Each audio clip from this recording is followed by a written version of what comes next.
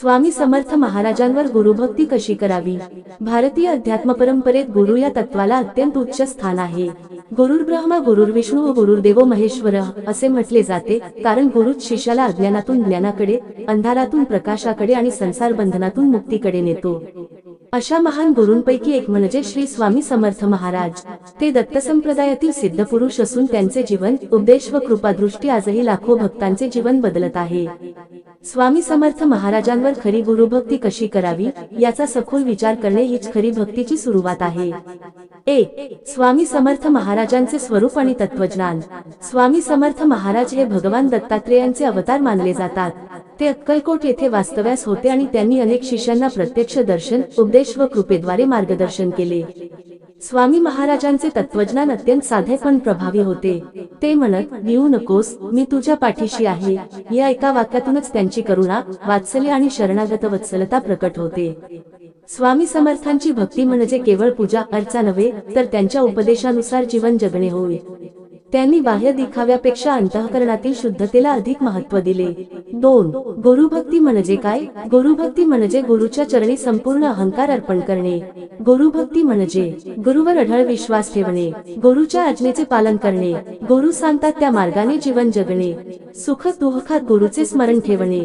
स्वामी समर्थ महाराजांची भक्ती करताना हे लक्षात ठेवले पाहिजे की ते केवळ मूर्तीमध्ये किंवा छायाचित्रात नाहीत, तर ते आपल्या हृदयात, आपल्या सद्भावनेत आणि आपल्या आचरणात आहेत। 3. श्रद्धा आणि विश्वास भक्तीचा पाया। स्वामी समर्थ महाराजांवर भक्ती करण्यासाठी सर्वात महत्त्वाचा घटक म्हणजे श्रद्धा। श्रद्धा म्हणजे आंधळा विश्वास नव्हे, तर अनुभवातून आलेला दृढ विश्वास। स्वामींवर विश्वास ठेवताना मनात शंका ठेवू नये। संकटे आली, अडचणी आल्या तरी स्वामी माझ्या सोबत आहेत, ही भावना मनात ठेवली तर भक्ती अधिक दृढ होते। स्वामी समर्थांचे अनेक भक्त सांगतात की संकटाच्या वेळी स्वामींना मनापासून हाक मारली असता मार्ग नक्कीच मिळतो। हा अनुभवच श्रद्धेला बळ देतो। 4. नामस्मरण आणि जपाचे महत्त्व। स्वामी समर्थ महाराजांनी नामस्मरणाला फार महत्त्व दिले आहे। श्री स्वामी समर्थ हा मंत्र अत्यंत प्रभावी मानला जातो। दररोज सकाळी व संध्याकाळी शांत बसून, एकाग्र मनाने, श्रद्धेने स्वामींच्या नामाचा जप करावा। माळेवर जप करणे चांगलेच, पण मनातील भाव अधिक महत्त्वाचा आहे। काम करता करता, चालता फिरता, मनातल्या मनातही स्वामी नामस्मरण करता येते। नामस्मरणामुळे मन शांत होते, नकारात्मक विचार दूर होतात, आत्मविश्वास वाढतो, गुरुकृपेची अनुभूती येते। 5. नित्यपूजा आणि साधना। स्वामी समर्थ महाराजांची नित्यपूजा ही गुरुभक्तीचा एक सुंदर मार्ग आहे। घरात स्वामींचे छायाचित्र किंवा मूर्ती ठेवून स्वच्छता ठेवावी, दिवा लावावा, धूप अगरबत्ती अर्पण करावी, फुले वाहावीत, पण हे करताना केवळ कर्मकांड न करता मनापासून भावना ठेवावी। पूजेदरम्यान स्वामींशी मनोमन संवाद साधावा, आपल्या अडचणी, आनंद, भीती, इच्छा त्यांच्याशी मोकळेपणाने बोलाव्यात। 6. स्वामी चरित्र वाचन। स्वामी समर्थ महाराजांचे चरित्र, लीलाचरित्र, पोथी, अभंग यांचे वाचन करणे हा भक्तीचा प्रभावी मार्ग आहे। चरित्र वाचनामुळे स्वामींच्या जीवनकार्याची ओळख होते, त्यांच्या उपदेशांचे मर्म समजते, जीवनात योग्य दिशा मिळते। दररोज थोडेसे का होईना, पण स्वामींच्या चरित्राचे वाचन करावे। वाचनानंतर त्यातील एखादा विचार मनात ठेवून दिवसभर आचरणात आणण्याचा प्रयत्न करावा। 7. सेवा आणि परोपकार। स्वामी समर्थ महाराजांनी सेवेला फार महत्त्व दिले आहे। गरिबांना मदत करणे, आजारी व्यक्तीची सेवा करणे, भुकेल्याला अन्न देणे, दुःखी माणसाला आधार देणे हीच खरी स्वामी भक्ती आहे। स्वामींच्या नावाने केलेली निस्वार्थ सेवा ही थेट गुरुच्या चरणी अर्पण होते। सेवा करताना प्रसिद्धी, अहंकार किंवा अपेक्षा ठेवू नये। 8. सदाचार आणि शुद्ध आचरण। स्वामी समर्थ महाराजांची भक्ती करणाऱ्या व्यक्तीचे आचरण शुद्ध असावे। खोटेपणा, फसवणूक, द्वेष, मत्सर यापासून दूर राहण्याचा प्रयत्न करावा। गुरुभक्ती म्हणजे सत्य बोलणे, संयम राखणे, इतरांचा आदर करणे, आपल्या कर्तव्याशी प्रामाणिक राहणे। स्वामींच्या भक्ताने आपले जीवनच एक आदर्श बनवावे, हीच गुरूंना खरी अर्पण आहे।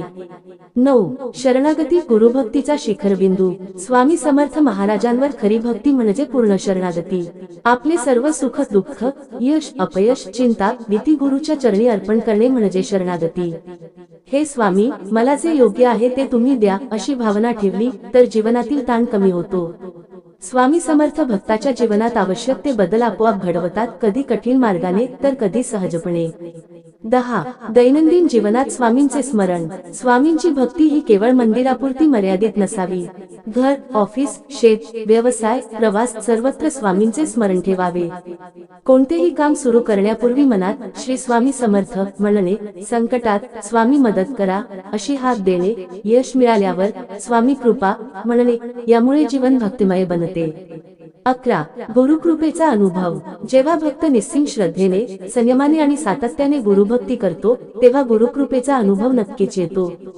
कधी मनाला शांती मिळते, कधी अडचणी सुटतात, कधी योग्य व्यक्ती भेटतात, हे सर्व गुरुकृपेचेच रूप आहे. स्वामी समर्थ महाराज भक्ताला कधीच एकटे सोडत नाहीत, फक्त भक्ताने त्यांच्यावर विश्वास ठेवावा. 12. निष्कर्ष. स्वामी समर्थ महाराजांवर गुरुभक्ती करणे म्हणजे जीवनाला अर्थ प्राप्त करून देणे होय. भक्ती म्हणजे केवळ पूजा, जप किंवा व्रत नव्हे, तर स्वामींच्या शिकवणीनुसार जगणे हीच खरी भक्ती आहे. श्रद्धा, नामस्मरण, सेवा, सदाचार, शरणागती आणि सातत्य या मार्गांनी स्वामी समर्थ महाराजांची भक्ती केली तर जीवन नक्कीच सुखी, शांत आणि समृद्ध होते. श्री स्वामी समर्थ कृपा सदैव आपल्या सर्वांवर राहो.